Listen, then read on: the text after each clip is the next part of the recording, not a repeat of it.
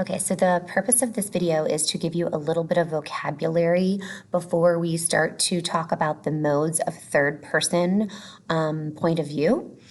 These terms are really essential to know what they mean. So the first one is objective.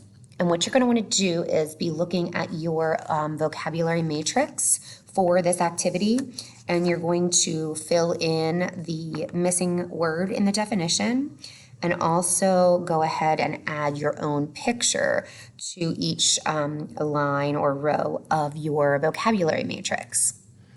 So the definition of objective is dealing with things external to the mind rather than with thoughts or feelings.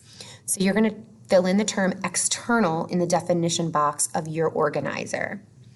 Synonyms are detached and unbiased, and the part of speech is an adjective.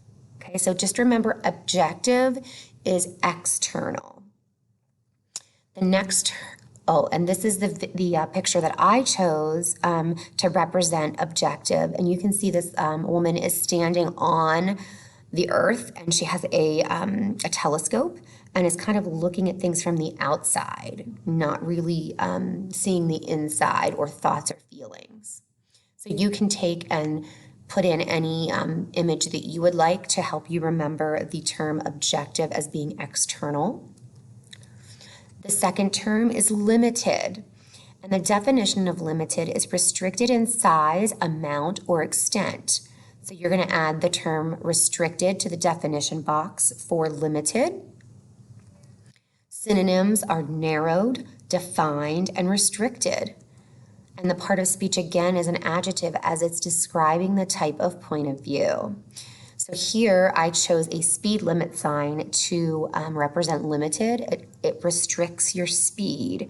So we know that a limited means to restrict, okay? And thirdly, the last term is omniscient. This is probably the most difficult term. Omniscient, it means that you have complete or unlimited knowledge, awareness, or understanding. So you're going to add the terms unlimited knowledge to the definition box for omniscient in your matrix.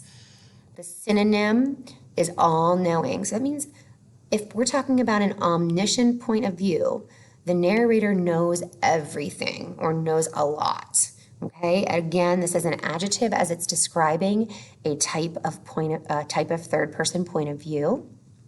And the image that I chose here is this eye in the sky, and you can see that it knows all these different people's thoughts and feelings. So there's a lot of characters in that eye there. So just keep that in mind when we're talking about omniscient. There's a lot of knowledge that the narrator has of lots of characters. So that is the vocabulary that you kind of need to know in order to be able to understand the modes of third-person narration. So if you didn't get any of your vocabulary written down, you'll want to take this time to go back in that video and to write in the definitions and to put in some pictures to help you remember those terms.